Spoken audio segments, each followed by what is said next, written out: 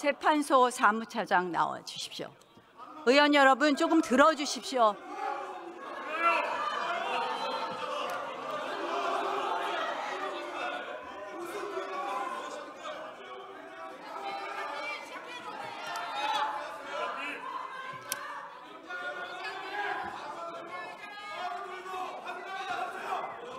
빠루는 민주당이 가져온 겁니다. 빠루는 민주당이 가져온 거예요. 저 질문하시니까 질문을 듣고 질문 답변을 잘 들읍시다.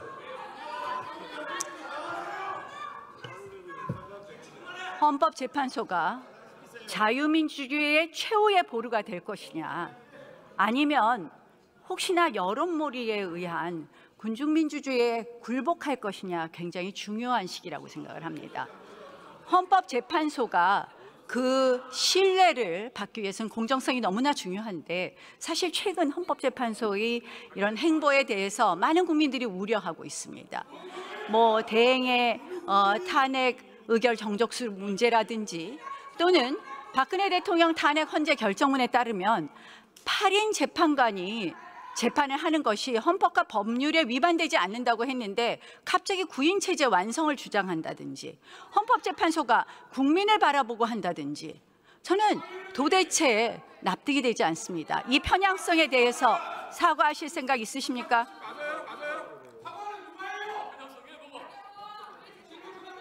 헌법재판소에서는 그 헌법에 따라서 공정하게 모든 사건의 심리에 임하고 있다고 말씀을 드리겠습니다.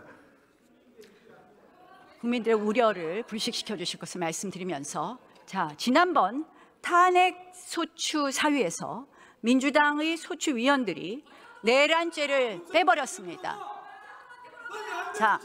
그날 재판부에 있어서의 발언 내용을 보면 이렇게 이야기하고 있습니다. 재판장의 권유에 따라, 재판장의 의사에 따라 재판장께서 저희에게 권유하신 바라고 생각합니다. 이렇게 써 있습니다. 이렇게 녹취되어 있습니다. 맞습니까? 청구인 대리인이 이렇게 말씀하신 바는 있습니다. 그러면 이게 사실이 아니라는 겁니까? 청구인 대리인이 재판부에서 권유하지도 않았는데 내란죄를 뺐습니까? 재판부에서 권유한 사실 있습니까? 없습니까? 변론 준비 절차는 모든 국민들이 보는 상태에서 공개적으로 이루어진 재판으로서 전혀 지금 일체의 의혹도 없고 명확하게 지금 공정하게 절차가 진행되고 있는 것을 말씀을 드립니다. 권유 부분을 물어봤고, 이게 사실이 아니라면 다음 심리기일에서 신문 조서에 반드시 정리해 주시기 바랍니다. 내란죄를 빼겠다. 이것이 정말 소추의 동일성이 유지되느냐? 예전에 헌법재판소 결정을 보면은 소추의 동일성이 유지되지 않으면 소추 변경이 허용되지 않습니다. 이게 동일성이 유지된다고 볼 수 있겠습니까? 한번 소추 사유 보십시오. 내란죄를 범하였다고 시작됩니다. 모든 것이 내란죄가 80%에 해당합니다. 저희가 그래서 얘기합니다. 결국 탄핵의 과정에 있어서 이것이 바로 사기 탄핵 아니냐, 소추 사기 아니냐, 이런 이야기를 하고 있습니다. 한번 물어봅시다. 이제 와서 민주당이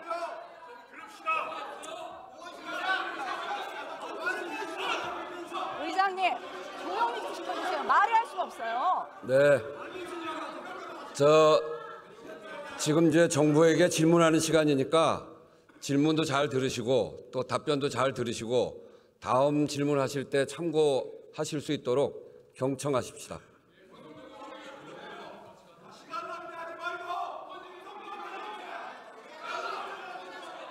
전 조용히 할 때까지 질의를 못 하겠습니다. 의장님, 조용히 좀 시켜주세요. 질문하세요. 네, 질문하시라고. 조용히 하시고 양쪽 다 조용히 하십시오. 네, 조용히 하세요. 민주당에서는 내란 행위는 남겨놓았다. 내란죄를 뺀 것이 아니다. 이런 이야기를 하는데, 내란 행위만 있는 것과 내란죄를 남겨둔 것은, 내란죄가 있는 것은 심리 절차에 있어서 어떤 차이가 있습니까? 지금 말씀하신 주장을 토대로 해서 변론 준비 절차에서 피청구인 측에서도 그런 주장을 한 걸로 알고 있고요. 그리고 그 부분에 대해서 재판부에서 심리 중에 있다고 말씀을 드리겠습니다. 심리 절차에서 어떤 차이가 있습니까? 그 부분은 재판부에서 판단할 문제이고 제가 여기서 말씀드리기는 어려운 부분입니다. 한마디로 반대 신문의 보장이 부적절하게 이루어지고 또한 증인 채택이 안 되는 등 훨씬 더 한마디로 신속을 가장한 졸속 심리가 가능한 것 아닙니까?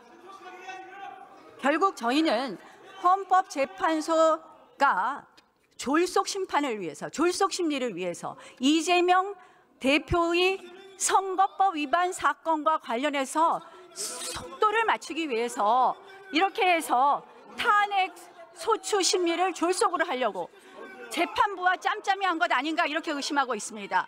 이 부분에 대해서 의심하지 않도록 제대로 심리해 줄 것을 부탁드립니다.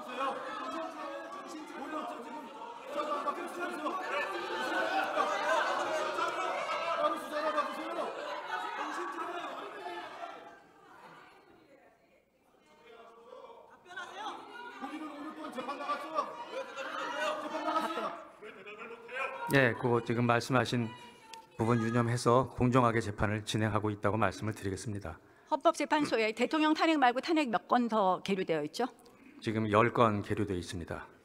자, 대통령 계엄 담화문에 보면 그동안 22건의 정부관료 탄핵 추진했고 10명째 탄핵 추진하고 있다 이렇게 되어 있습니다.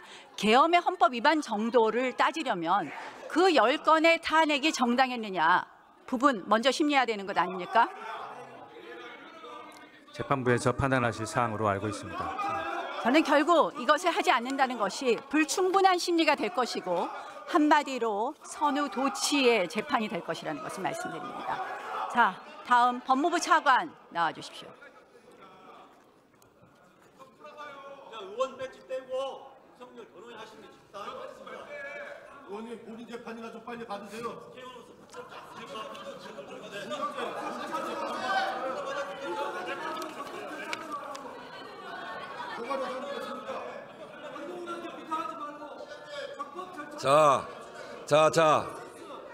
저 의원님들 이렇게 질문자가 있는데 질문하는 의원들이 계시는데 자꾸 옆에서 얘기하면 시간만 갑니다. 우리 나경원 의원께서 질문을 안 하잖아요. 시간만 자꾸 끌면 뭐 하겠습니까? 그러니까 다음 또 반론 피실 분들도 계시니까 질문하는 거 답변하는 거 잘 들으시는 게 오히려 좋습니다. 네.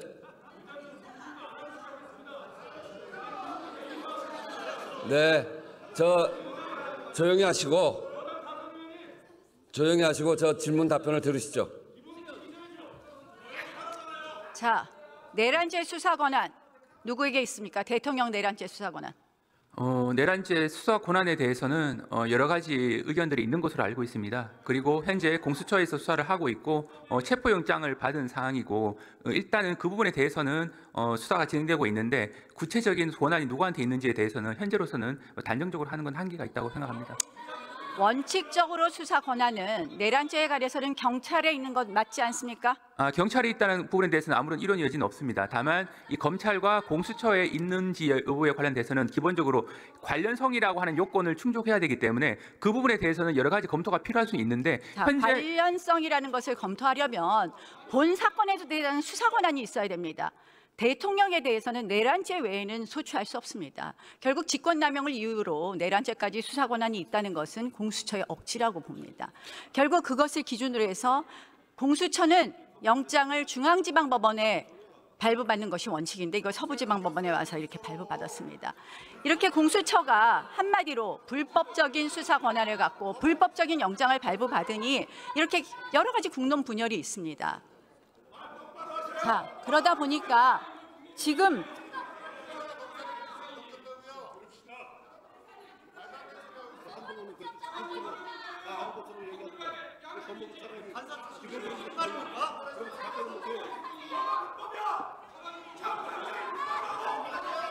들어줄 수가 없지 않습니까?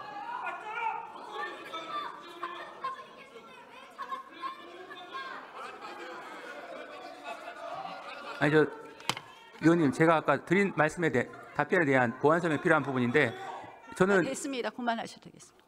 자, 네? 저는 체포영장이 불법이라고 말한 사실이 없습니다. 이게 뭐 뭐 하는 거예요 지금? 들어갔어요.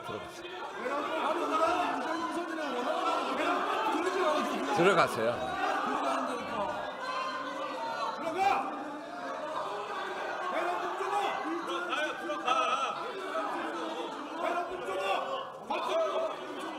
자, 저 조용히 하시고 질문 답변 들읍시다. 요새 민주당 의원님들의 발언을 보면 조급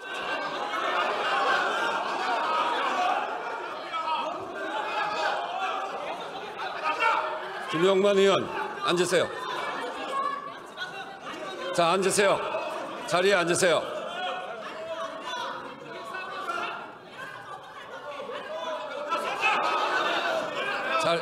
자리에 앉으세요.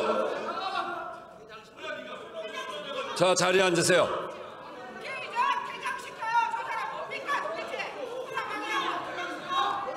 자, 의원님들.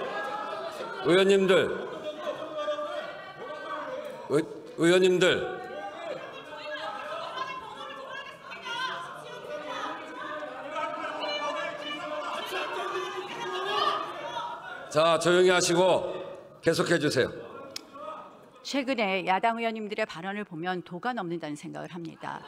정청래 위원장께서는 대통령은 사형받을 것이라고 했습니다. 이거 법사위원장으로서 적절한 발언이라고 생각합니까? 그 발언의 적절성에 대해서는 제가 말씀드릴 위치에 있지 않다고 생각합니다. 자, 총 맞을 각오를 하고 영장을 집행해라. 드론, 물대포 이런 거 이용해서 영장을 집행해라. 이런 발언들을 합니다. 이거는 국가기관 간에 물리력 충돌이 일어나게 하는 거 아닙니까? 한마디로 폭동 상태를 만드는 것 아닙니까?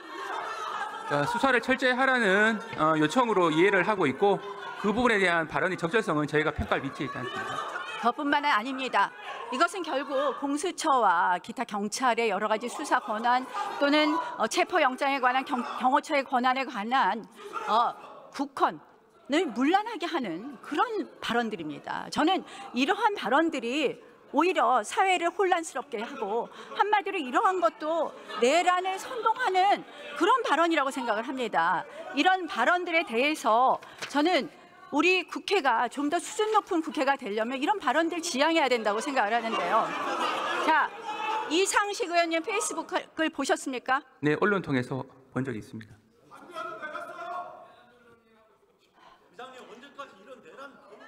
이상식 의원님 페이스북 글에 보면은 경찰 국수본의 영장 발부 시기 또 삭제되었지만 영장 집행 시기에 대해서 기재되어 있었습니다. 경찰 공무원 누구랑 이 내통했는지 밝혀야 되지 않겠습니까? 위원님께서 말씀하신 부분은 아직 구체적인 사실관계를 제가 아는 바가 없어서 답변드리기는 적절치 않습니다만 기본적으로 국가경찰과 자치경찰의 조직 운영에 관한 법률에 보면 5조에 보면 이 경찰은 이제 공정과 중립을 지켜야 한다고 돼 있고 14조 6항에 보게 되면 경찰청장은 국가소속 본부에 대해서는 원칙적으로 구체적 사건에는 지휘를 할 수가 없고 6항에 보게 되면 지휘를 하게 될 경우 7항에 보게 되면 지휘를 할 경우에는 경찰위원회에 보고하도록 되어 있습니다. 그만큼 경찰이 하고 있는 수사라고 하는 것은 준사법적 영역이라서 외부의 영향력이 최소화돼야 된다고 하는 것이 법의 정신입니다. 일단 제가 원론적인 얘기만 말씀드릴 수 있고 그 외에는 구체적인 사실관계를 아는 바가 없기 때문에 말씀드리기. 저 페이스북에 써 있으니까 수사하십시오. 경찰 공무원이 직무상 비밀을 누설했는지 우리가 고발했습니다. 수사하시겠습니까? 한번 내용을 한번 살펴봐야지 알 것 같습니다. 즉시 수사해 주실 것을 촉구합니다. 자, 경찰청 차장 나오십시오. 축소라고 한 윤석열 명령에 대해서는 어떻게 생각하십니까? 그런 말을 해도 되는 겁니까?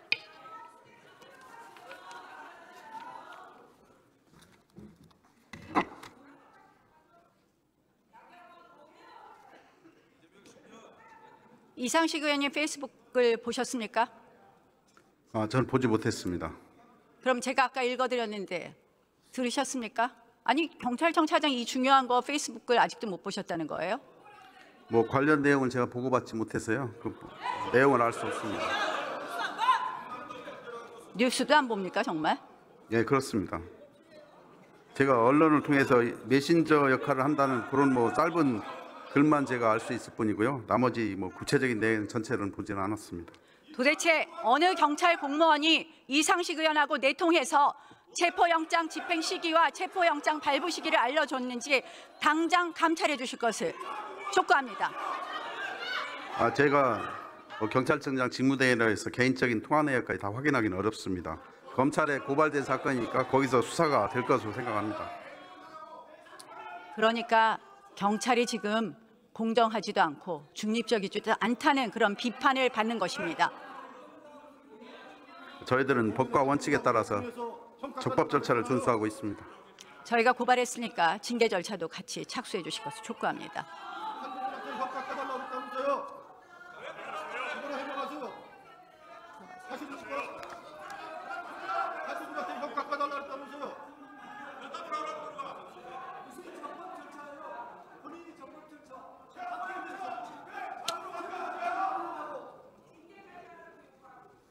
본인 구명은 나가고 무슨 적법 절차를 말할 자격이 있어요. 웃기지 마세요. 1차 의원이 경찰 협박했어요. 우정수 오늘의 이 모습을, 국회의 모습을 국민들이 바라보고 계십니다. 의회 민주주의가 망가졌기